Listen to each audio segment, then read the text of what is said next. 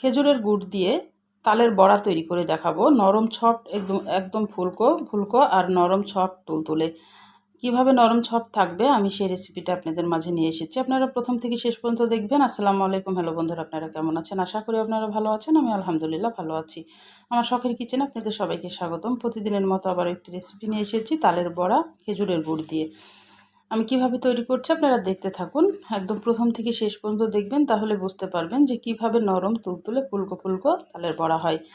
এখানে আমি তালের পাল্প নিয়েছি। তালের পাল্পটা কিন্তু আমার ডিপ ফ্রিজ করা ছিল। এখন যেহেতু তালের সময় না, এটা ডিপে ফ্রিজ করে রেখেছিলাম। আমি 3 ঘন্টা আগে বের করে রেখে দিয়েছি। এবার আমি পরিমাণ মতো তালের পাল্পটা নিয়ে নিব। আমি এখানে পানি ব্যবহার করব না, আমি তালের পাল্প দিয়ে কিন্তু বড়াটা তৈরি করব। এখানে 1 কাপ চাউলের গুঁড়া নিলাম, এটা শুকনা চাউলের গুঁড়া, আর 2 কাপ আটা নিয়েছি।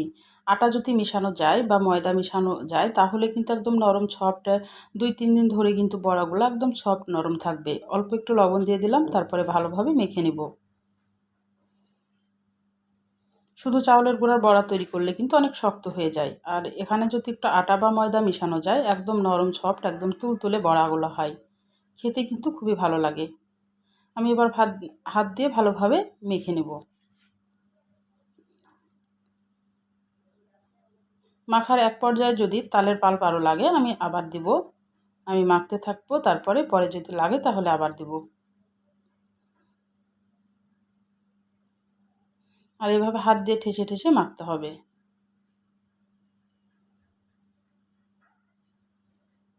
আমার তালের পাল্প আরেকটু লেগেছে, আমি এখন তালের পাল্প দিয়ে দিলাম আর খেজুরের গুড়টা অ্যাড করে দিলাম, দিয়ে এবার ভালোভাবে মেখে নিব।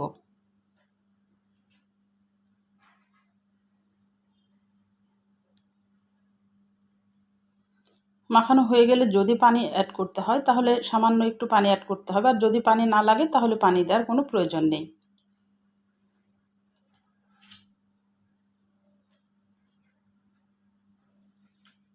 আমি 1 টেবিল চামচ মতো পানি দিয়েছি। যে বাটিতে আমার গুড়টা ছিল, গুড়টা ধুয়ে আমি পানিটুকু দিয়েছি। পানিটা অল্প একটু লাগবে, সেজন্য আমি দিয়ে দিলাম। দিয়ে এবার ভালোভাবে হাত দিয়ে ফেটিয়ে নিতে হবে। ফেটিয়ে এটাকে এখন 1 ঘন্টা রেস্টে রেখে দিতে হবে। হাতে সময় থাকলে 2 ঘন্টাও রাখতে পারেন। যেহেতু চাউলের গুঁড়া দেওয়া আছে একটু ফুলতে হবে। এভাবে হাত দিয়ে ফেটাইতে হবে।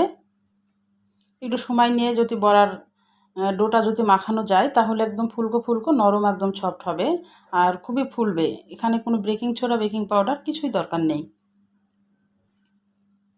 আমার মাখানো হয়ে গেছে, আমি এবার 1 ঘন্টার জন্য রেস্টে রেখে দেব। 1 ঘন্টা পর আমি ফিরে আসলাম। এবার হাত দিয়ে আরেকটু ভালোভাবে মেখে নিতে হবে। আমার বিদ্যুৎ চলে গিয়েছিল, এই জন্য এরকম লাগছে। এবার হাত দিয়ে ভালোভাবে মেখে নিতে হবে। এবার আমি তেলে চলে গেলাম। তেলটা ভালোভাবে গরম করে নিয়েছি। দেখেই বুঝতে পারছেন, দেওয়ার সাথে সাথে কিন্তু একদম বুদবুদে উঠে পড়েছে। ভালোভাবে গরম করে নিয়ে মিডিয়াম আঁচে বড়াগুলা ভেজে নিতে হবে। জালটা একদম মিডিয়াম আঁচ করে দিতে হবে, দিয়ে বড়াগুলা ছেড়ে দিয়ে উল্টে পাল্টে ভালোভাবে লাল করে ভেজে নিতে হবে। আর প্রথমে কিন্তু হাই হিটে দিয়ে তেলটা ভালোভাবে গরম করে নিতে হবে। বড়াগুলো যখন দেওয়া হয়ে যাবে আমি কিন্তু এই পর্যায়ে এখন মিডিয়াম আঁচ করে দিয়েছি। দেখছেন এখন কিন্তু বুদবুদটা একটু কম উঠছে, কারণ আমি মিডিয়াম আঁচ করে দিয়েছি। এখন মিডিয়াম আঁচে এটাকে ভালোভাবে উল্টে পাল্টে ভেজে নিতে হবে।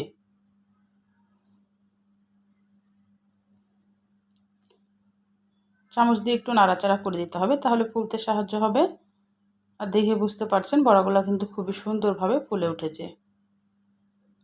বেশিক্ষণ ধরে যদি হাত দিয়ে ফেটানো যায় বড়ার আটা, তাহলে বড়াগুলো এমনিতেই ফুলে খুব সুন্দরভাবে।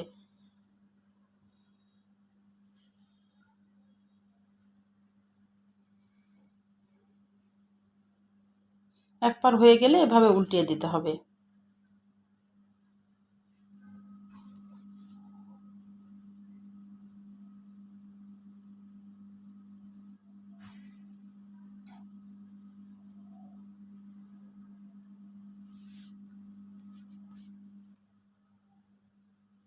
আমার এই ব্যাচটা হয়ে গেছে, আমি তুলে নিচ্ছি তেল ঝারিয়ে।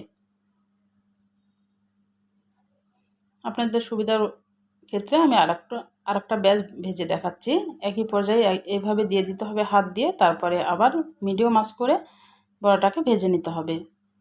তাহলে আমার রান্নার যদি কোনো অংশ আপনাদের ভালো লাগে প্লিজ আমার চ্যানেলটাকে সাবস্ক্রাইবার করে দিন, একটা লাইক দিয়ে রান্নাটা দেখা শুরু করেন, ছোট্ট একটা কমেন্ট করে জানান আমার রান্নাগুলো কেমন লাগে। পাশে থাকা বেল আইকনটা প্রেস করে দিন, আমি যখন এরকম নতুন রেসিপি আপনাদের মাঝে হাজির করবো আপনাদের কাছে যেন আগে ভিডিওটা চলে যায়। আপনাদের একটা লাইক একটা কমেন্ট কিন্তু আমাকে অনেক উৎসাহ করে।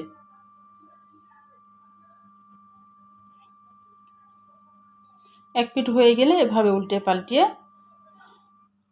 উল্টিয়ে দিতে হবে, তারপরে তুলে নিতে হবে। আমি 2 ব্যাচ ভাজা আপনাদের দেখাই দিলাম, এবার একটু পরিবেশন করে দেখাচ্ছি। দেখে বুঝতে পারছেন বড়াগুলো কিন্তু অনেক সুন্দর হয়েছে আর নরম সফট, অনেক গরম, এই জন্য ভেঙে দেখাতে পারলাম না। তাহলে আজকের মতো বিদায় নিচ্ছি, আপনারা সুস্থ থাকবেন, ভালো থাকবেন, আবার কোনো নতুন রেসিপির সাথে হাজির হবো। আল্লাহ হাফেজ।